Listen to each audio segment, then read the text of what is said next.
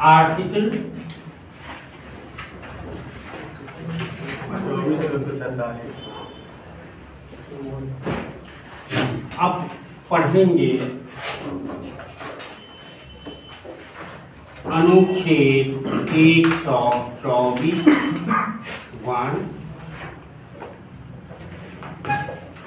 बताया था ना, शुरुआत बैकग्राउंड देख लिया था ना।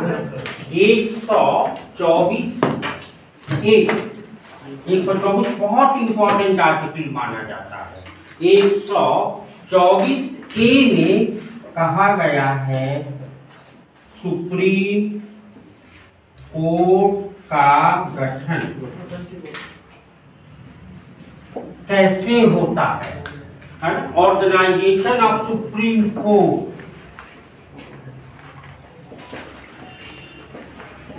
न्यायाधीशों की संख्या, हाउ मेनी जजेस। संसद वृद्धि कर सकती है। न्यायाधीशों की संख्या में संसद समय समय पर वृद्धि करती है। आपको बताया था ना कल कि 1950 में सुप्रीम कोर्ट में 8 न्यायाधीश थे और बढ़ते बढ़ते 2019 में 34 न्यायाधीश हो गए हैं, क्योंकि 62,016 मामले सुप्रीम कोर्ट में क्या हैं, पेंडिंग हैं। सुप्रीम कोर्ट के ऊपर कार्य का बोझ बढ़ गया है। तो अनुच्छेद 24A कहता है कि सुप्रीम कोर्ट का गठन कैसे होगा और सुप्रीम कोर्ट में कितने न्यायाधीश हो सकते हैं।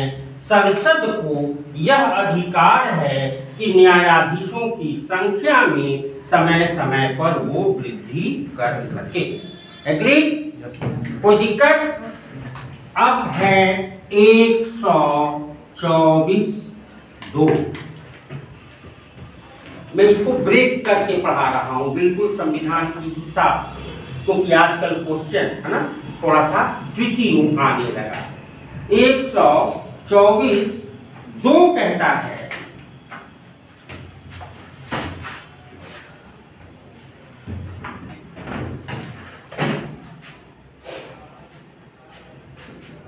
मुख्य न्यायाधीश की नियुक्ति। Chief justice of supreme court को कैसे अपॉइंट किया जाता है, इसके लिए जो SOP कहते हैं, इसको स्टैंडर्ड ऑपरेटिंग प्रैक्टिस, जो परंपरा बना दी गई है कि सीनियर मोस्ट न्यायाधीश ही मुख्य न्यायाधीश बनता है।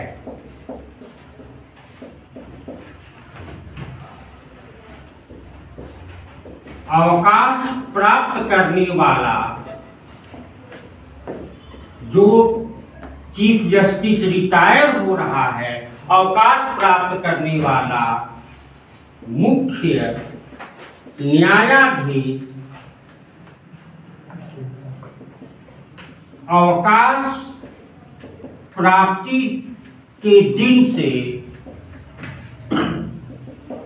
30 दिन पहले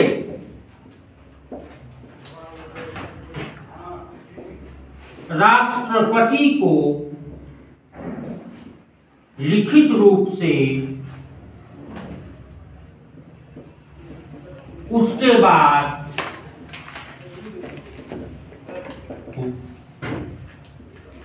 सुप्रीम कोर्ट के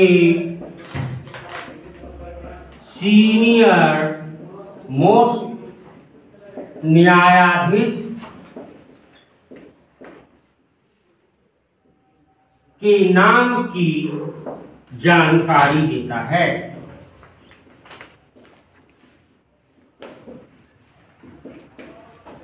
ये भी नहीं है कि सरकार या राष्ट्रपति अपनी मर्जी से सीनियर मोस्ट जज अपॉइंट करते। मैं सुप्रीम कोर्ट का जज हूं, चीफ जस्टिस, मैं रिटायर हो रहा हूं 30 अक्टूबर को, तो मैं 30 सितंबर को ही राष्ट्रपति को चिट्ठी लिख के कहूंगा कि सर मैं 30 अक्टूबर को रिटायर हो रहा हूं। मेरे रिटायरमेंट होने के बाद हमारे बाद सुप्रीम कोर्ट का सीनियर मोस्ट जज ये व्यक्ति होगा, और जिसका नाम है ना सीनियर मोस्ट लिस्ट में आ गया वही व्यक्ति भारत का मुख्य न्यायाधीश बनता है। ठीक, एन.वी. रमन्ना अभी कौन है?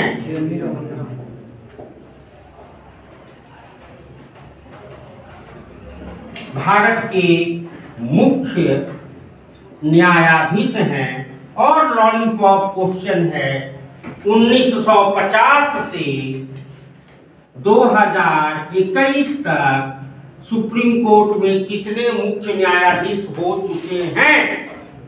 लॉलीपॉप क्वेश्चन है, बोतल कहीं के। एन.वी. रमन्ना अंतिम अभी वर्तमान में मुख्य न्यायाधीश हैं, 48वें मुख्य न्यायाधीश हैं। इसलिए 1950 से 2021 के बीच में 71 वर्षों में देखोगे 48 मुख्य न्यायाधीश सुप्रीम कोर्ट में हो चुके हैं। 6 महीना, साल भर, 1.5 साल, 2 साल के लिए मुख्य न्यायाधीश बनते हैं ये लोग। ये नहीं कि एक बार बन गए तो 10 साल तक रहेंगे। सीनियर मोस्ट जज का क्राइटेरिया।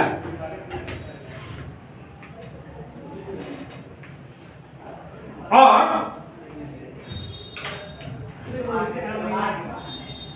124(3) में बताया गया है सुप्रीम कोर्ट के न्यायाधीश बनने के लिए न्यूनतम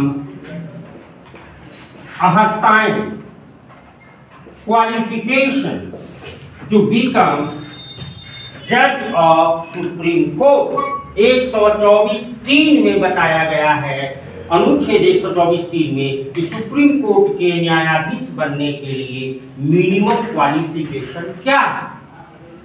तो पहली बात क्वालिफिकेशन में तो बताया गया है न्यूनतम आयु की सीमा नहीं, न्यूनतम आयु की सीमा नहीं। संविधान सुप्रीम कोर्ट का जज बनने के लिए कम से कम उम्र कितनी होनी चाहिए बताता ही नहीं। इसका मतलब ये मत समझ लेना कि 25 साल की उम्र में कोई सुप्रीम कोर्ट का जज बन जाएगा। ग्रेजुएशन करेगा, है ना, 3 साल वकालत पढ़ेगा, 24 साल हो गया। 2 साल LLM करेगा, 26 साल हो गया। 3 साल लोअर कोर्ट में प्रैक्टिस करेगा, 29 साल हो गया। 5 साल हाई कोर्ट में प्रैक्टिस करेगा, 34 साल हो गया। 5 साल हाई कोर्ट का जज रहेगा, 34 और 5 39, 40 साल से पहले कोई हाई कोर्ट का जज ही नहीं बनता। तो सुप्रीम कोर्ट का जज तो 40 के बाद ही बनेगा ना, इसलिए न्यूनतम आयु की सीमा नहीं।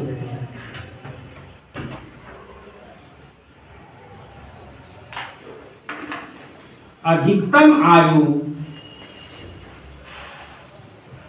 65 वर्ष तक। कोई भी व्यक्ति सुप्रीम कोर्ट का न्यायाधीश बनेगा तो अधिक से अधिक 65 साल की उम्र तक ही अपने पद पर बना रह सकता है।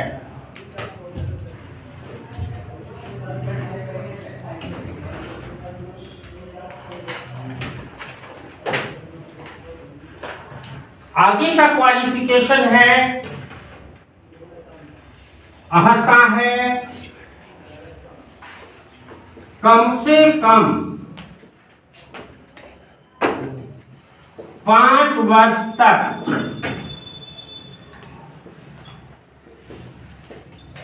हाई कोर्ट में न्यायाधीश के रूप में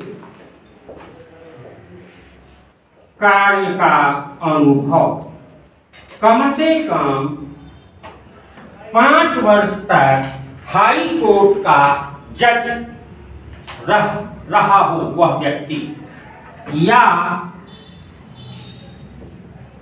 कम से कम 10 वर्षों तक हाई कोर्ट या सुप्रीम कोर्ट में वरिष्ठ अधिवक्ता के रूप में कार्य।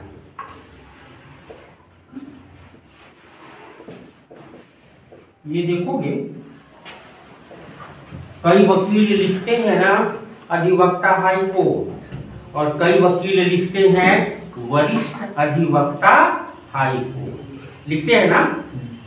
जानते हो हाई कोर्ट वकीलों को वरिष्ठ अधिवक्ता है ना के रूप में मान्यता देता है।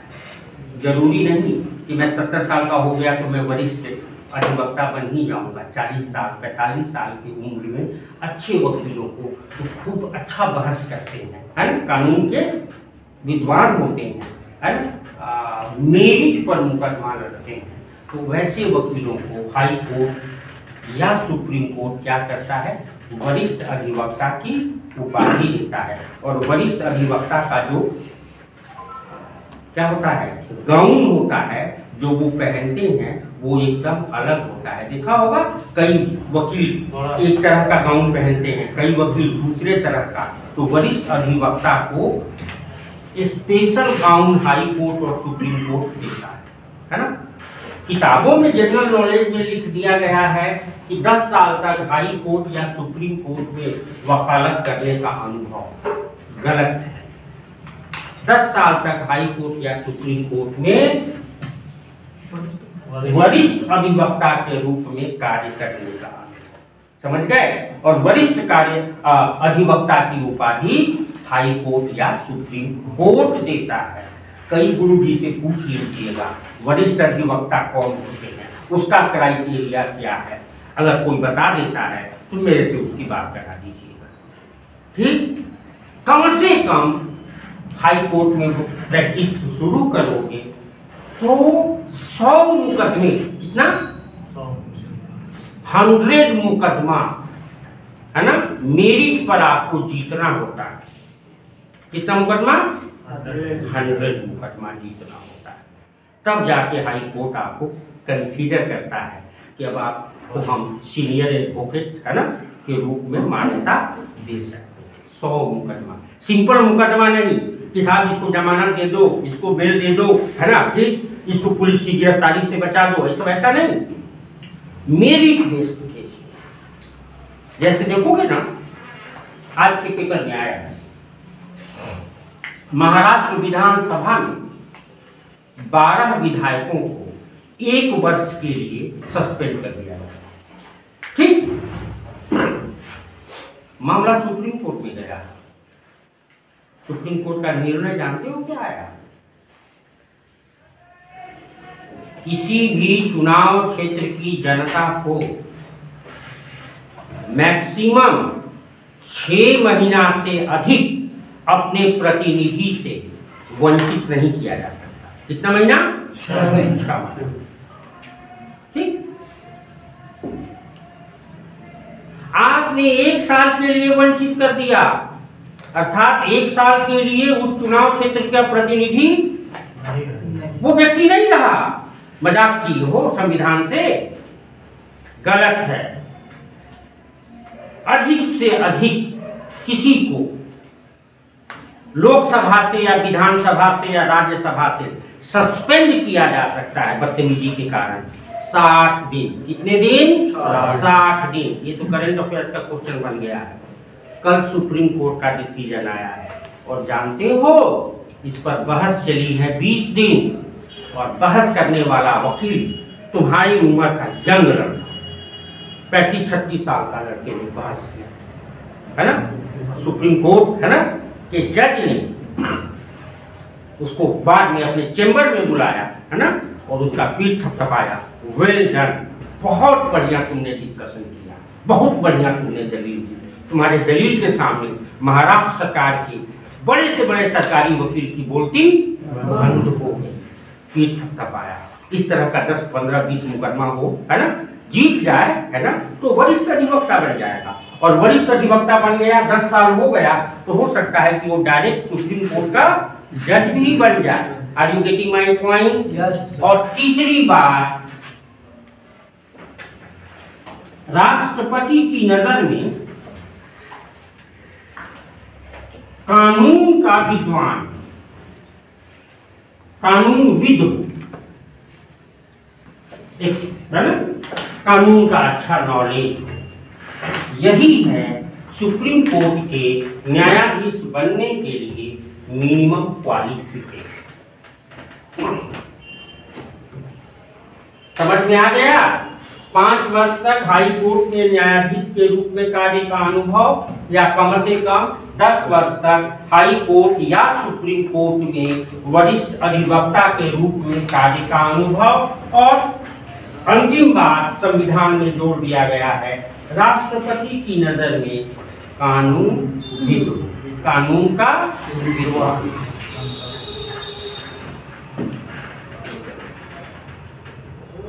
लास्ट लाइन है 124(3) में,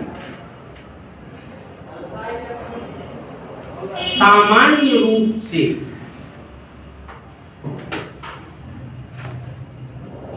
हाई कोर्ट के मुख्य न्यायाधीशों को सुप्रीम कोर्ट का न्यायाधीश बनाया जाता है। कल बताया था कि नहीं? हाई कोर्ट वाले जज कितने साल में रिटायर होते हैं? 62। जब ये जज रिटायरमेंट के कगार पर आ जाते हैं तो सुप्रीम कोर्ट की कॉलेजियम कहती है, अरे भाई ये हाई कोर्ट का चीफ जस्टिस है ना, पूरी जिंदगी कहाँ गुजारा? कानून के बीच, मुकदमों के बीच गुजारा, इसको अनुभव अधिक है ना। अब इसको रिटायरमेंट मत दो, 3 साल अभी और मौका मिलेगा ना। 62, ये वाले 62 में रिटायर होते हैं, और सुप्रीम कोर्ट के जज, इसलिए इनको बुला लो। तो 62 साल की उम्र में सुप्रीम कोर्ट के जज बने, 65 साल में रिटायर किए, सीनियर मोस्ट भी बनेंगे तो मुश्किल से 6 महीना के लिए, है ना। अभी 2022 में देखिएगा एक जज मुख्य न्यायाधीश बनेंगे सुप्रीम कोर्ट के, जानते हो कितने दिन के लिए?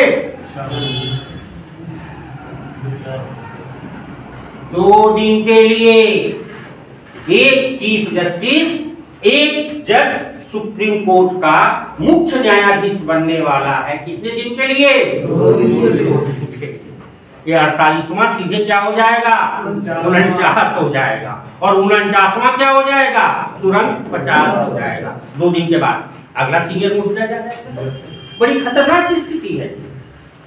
बात समझ में आ गई? 124(3) प्रश्न आएगा, सुप्रीम कोर्ट के न्यायाधीशों के लिए एलिजिबिलिटी क्राइटेरिया फॉर द जजेस ऑफ सुप्रीम कोर्ट किस अनुच्छेद में है? 124(1), 124(2), 124(3), 124(4). क्या आंसर दीजिएगा? 124(3).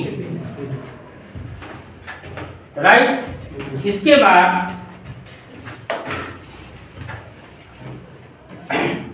कई लोग 124(1) को 124(a) कह देते हैं, कई लोग 124(2) को 124(b) कह देते हैं, इसको 124(c) कह देते हैं। समझ गए?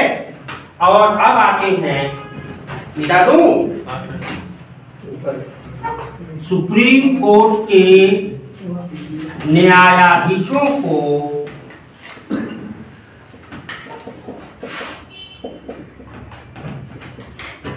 पद से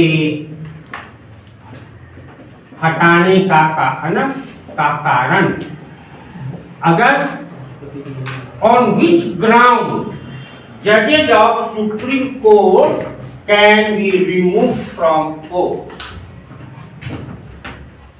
किन किन आधार पर, हटाने का आधार ज्यादा अच्छा शब्द है, किस किस आधार पर सुप्रीम कोर्ट के न्यायाधीशों को पद से हटाया जा सकता है? तो केवल 3 आधार माना गया है। पहला,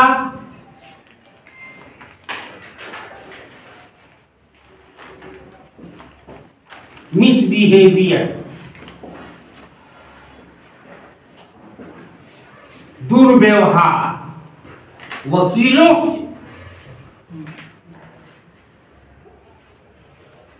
सुप्रीम कोर्ट के वकीलों से क्या दुर्व्यवहार करना। दुर्व्यवहार समझते हो ना? मिसबिहेवियर, चले बैठो बेवकूफ कहेंगे, हम आपको कह सकते हैं नालायक है ना। सुप्रीम कोर्ट का जज सुप्रीम कोर्ट के किसी वकील को, है ना, कितना भी वकील उल्टे पुल्टी बात करेगा, है ना, न्यायाधीश अपना मानसिक संतुलन बनाए। मिसबिहेवियर, जनरल नॉलेज की किताबों में इस मिसबिहेवियर शब्द का प्रयोग नहीं किया गया है, लक्ष्मीकांत ने भी नहीं किया है, लेकिन सबसे बड़ा आधार मिसबिहेवियर ही माना जाता है। मिसबिहेवियर। दूसरा माना गया है मानसिक संतुलन बिगड़ना, मेंटली अनसाउंड हो गया। मानसिक संतुलन बिगड़ना बड़ा खतरनाक शब्द है, मेंटली अनसाउंड। और तीसरी बात,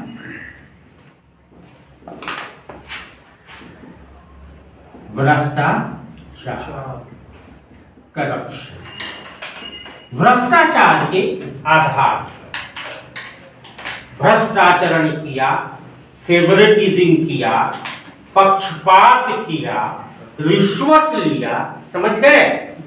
सुप्रीम कोर्ट के जजों को वेतन कोई देता नहीं है, ये अपना वेतन अपने लेते हैं, है ना, अपने लेते हैं, चेक पर साइन करके भेज देंगे तो इनका वेतन चला आता है। अब कोई जज ऐसा हो जनवरी का वेतन लेने के बजाय जनवरी फरवरी मार्च 3 महीने का वेतन इकट्ठे ले लेगा तो क्या करोगे? ये किस कैटेगरी में आएगा? सुप्रीम कोर्ट के न्यायाधीशों को दुर्व्यवहार कैसे लिखेंगे सर? हाँ ना, जो भी है। 24D के बाद सबसे इंपॉर्टेंट है 125B, 125(5), 125 नहीं 124(5). ये है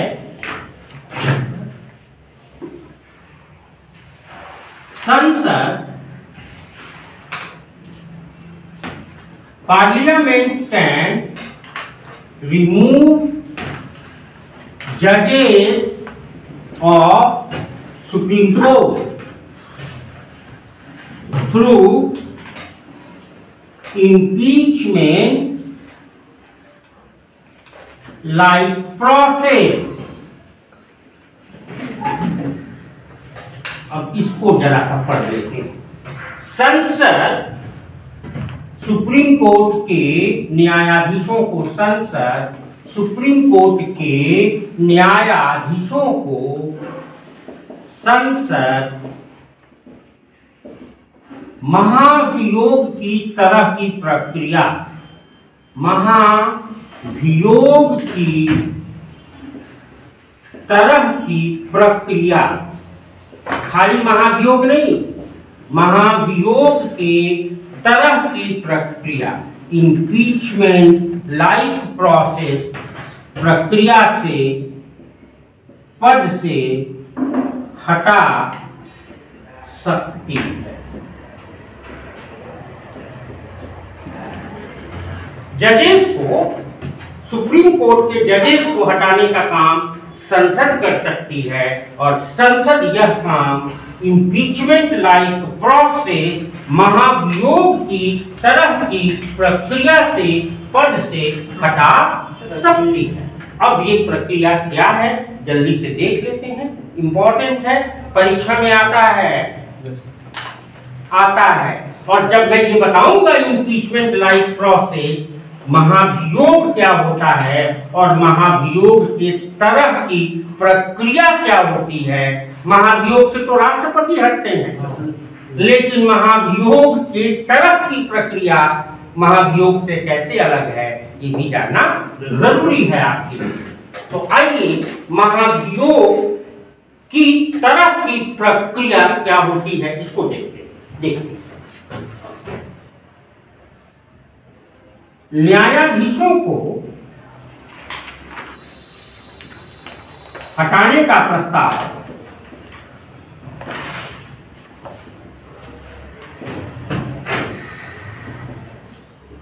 लोकसभा या राज्यसभा किसी भी सदन में पेश किया जा सकता है।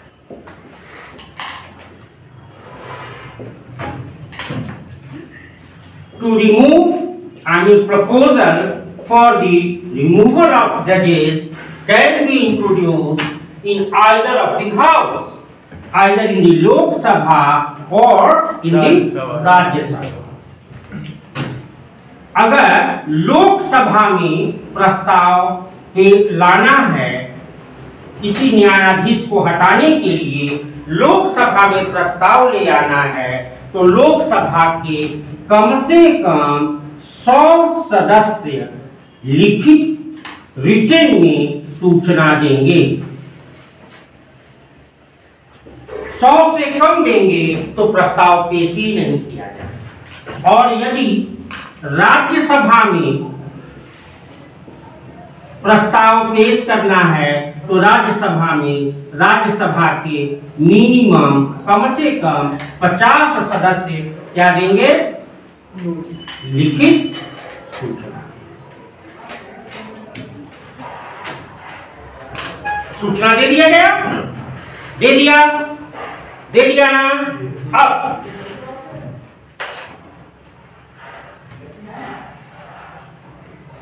आरोपों की जांच के लिए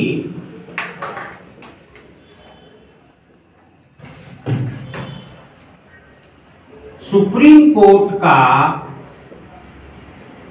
मुख्य न्यायाधीश 3 न्यायाधीशों की कमिटी बनाएगा। बाहर हटाने की प्रक्रिया, सुप्रीम कोर्ट के जज को हटाना है, उसके ऊपर आरोप लगा, आरोप की जांच कौन करेगा, उसी के साथ चाय पीने वाले बैठने वाली 3 जजेस की कमिटी करेगी। चोर चोर मोसेरे भाई, क्या जांच करोगे, क्लीन चिट दे दोगे? हो सकता है ना। आरोपों की जांच के लिए सुप्रीम कोर्ट का मुख्य न्यायाधीश 3 जजेस की नियुक्ति करेगा।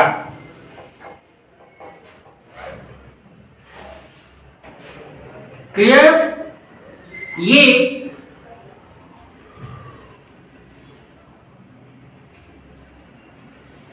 न्यायाधीश जांच अधिनियम 1968 से शुरू हुआ। न्यायाधीश जांच अधिनियम, पहले ये कुछ नहीं था, लेकिन 1968 से कहा गया नहीं साहब, किसी जज पर आरोप लगा तो आरोप की जांच एमपी नहीं करेंगे, ये तो सुप्रीम कोर्ट का अपमान हो जाएगा, है ना। सरकार नहीं करेगी, अपमान हो जाएगा। कौन करेगा? आरोपों की जांच कौन करेगा? मुख्य न्यायाधीश 3 न्यायाधीशों की कमिटी बना देगा। और बुरा मत मानो, यदि मुख्य न्यायाधीश पर ही आरोप लग गया कि तू भ्रष्टाचारी है और यही मुख्य न्यायाधीश अपने ही ऊपर लगे आरोपों की जांच के लिए 3 जज की कमेटी बनाएगा, सुनने में कैसा लग रहा है? ये है भारत के संविधान का घातक पहलू। घातक पहलू, मेरी बात नहीं समझे? मैं चीफ जस्टिस हूँ, आप लोग हमारे मित्र हो, जजेज हो हमारे साथ। वाह, मेरे ऊपर आरोप लगा भ्रष्टाचार का, पैसा लेकर के राम जन्मभूमि है ना बनवा रहा हूँ, मैं हिंदू हूँ है ना, मैं मुसलमानों से नाराज हूँ, मैं बनवा रहा हूँ, मैंने ले लिया है 20 करोड़ रुपया, मैंने ले लिया है राज्यसभा का सदस्य बनने का, मुझे वचन दिया गया है, फेवर में फैसला दो, राज्यसभा का सदस्य बनाएंगे, मेरे ऊपर आरोप लग गया, संसद में पेश किया गया, आरोपों की जांच के लिए मुझे 3 जजेस की कमेटी बनानी है। कौन बनाता है? मुख्य न्यायाधीश। मैं क्या हूँ? मुख्य न्यायाधीश। मेरे पर क्या है? आरोप, और अपने ऊपर लगे आरोपों की जांच के लिए मैं ही 3 जजेस की कमेटी बनाता हूँ। कितनी ईमानदारी है हमारे संविधान में। Are you getting my point? बहुत खतरनाक पहलू है। क्यों सर? ठीक, पाए जाने पर लोकसभा यदि 2/3 बहुमत से और राज्यसभा यदि 2/3 बहुमत से, और 2/3 बहुमत क्या होता है? हाँ, उपस्थित और मतदान में भाग लेने वाले। बता चुका हूं ना संसद का संशोधन पढ़ाते समय, उपस्थित और मतदान में भाग लेने वाले सदस्य लोकसभा और राज्यसभा के 2/3 बहुमत से पास कर देते हैं तो न्यायाधीश को पद से हटा हुआ माना जाता है। अभी तक सुप्रीम कोर्ट के किसी भी न्यायाधीश को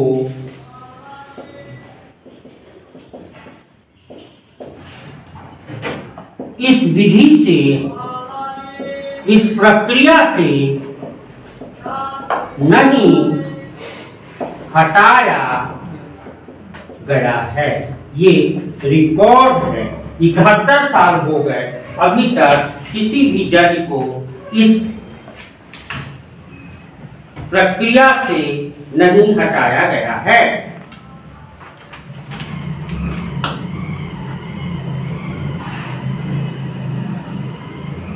ठीक,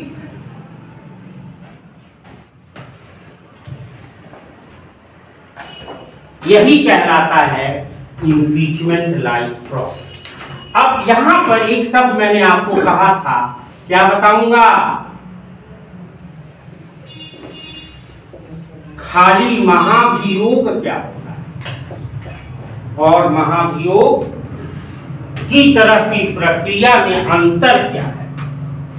इम्पीचमेंट में लोकसभा के 1/4 सदस्य होने चाहिए, अर्थात 545 का चौथा हिस्सा, 5 का 5, 1 14, 4 का 4, 1 14, 4 तिया 12, 2 25, 4 छक्का 24। और राज्यसभा में भी 1/4 सदस्य होने चाहिए, तो 245 का चौथा हिस्सा। फर्क सिर्फ ये है, इम्पीचमेंट लाइक प्रोसेस में 100 और 50 और इम्पीचमेंट में 136 और 62, है ना? एक अंतर समझ में आ गया। और दूसरा अंतर है आरोपों की जांच सुप्रीम कोर्ट के न्यायाधीश नहीं करते।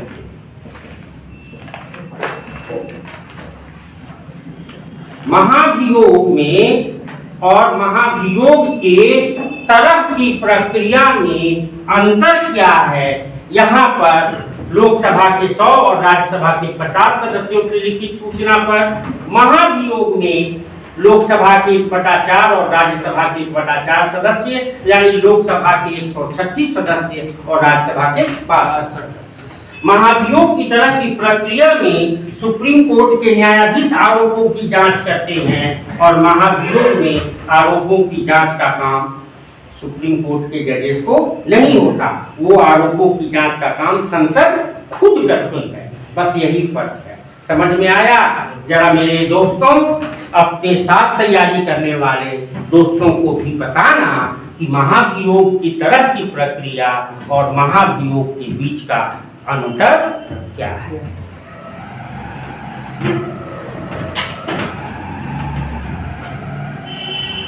सर, क्लास जजेस,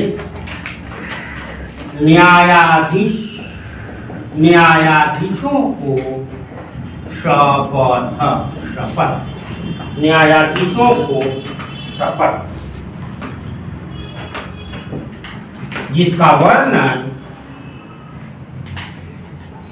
शेड्यूल नंबर 3 संविधान की अनुसूची 3री अनुसूची में शपथ का वर्णन है।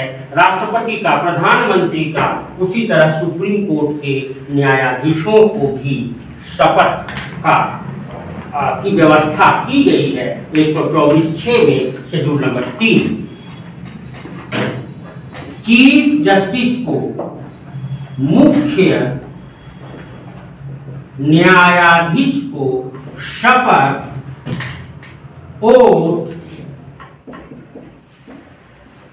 राष्ट्रपति दिलाता है।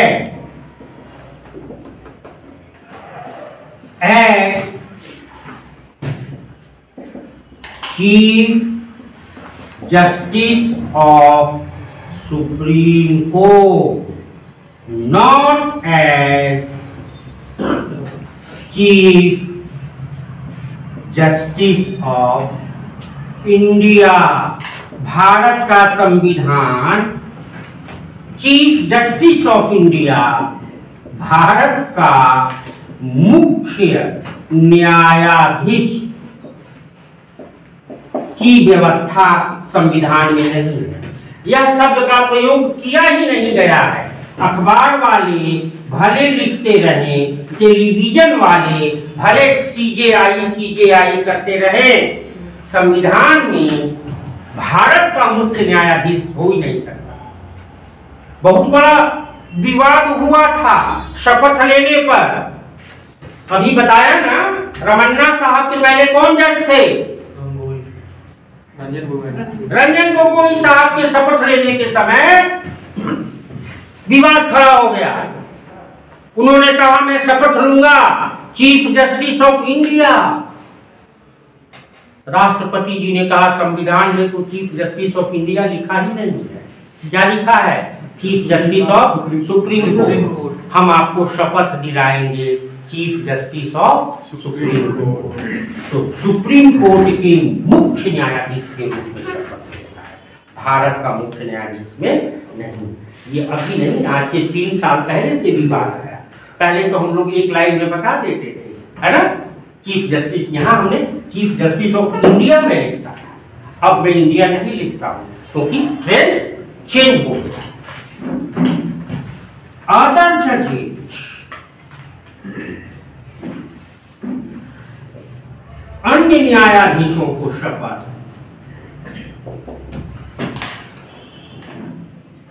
राष्ट्रपति और हिज रिप्रेजेंटेटिव, अन्य न्यायाधीशों को शपथ या तो राष्ट्रपति दिलाता है या राष्ट्रपति का प्रतिनिधि, राष्ट्रपति किसी को प्रतिनिधि बना देता है। और ये राष्ट्रपति का प्रतिनिधि कौन बन जाता है?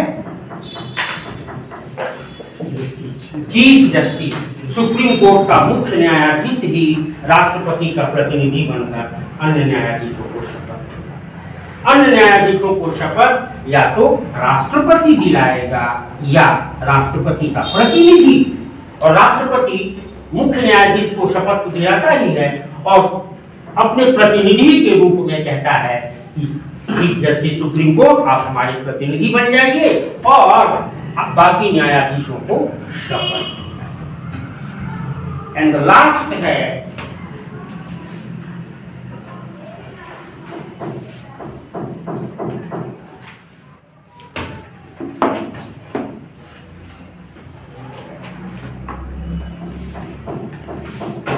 लास्ट 124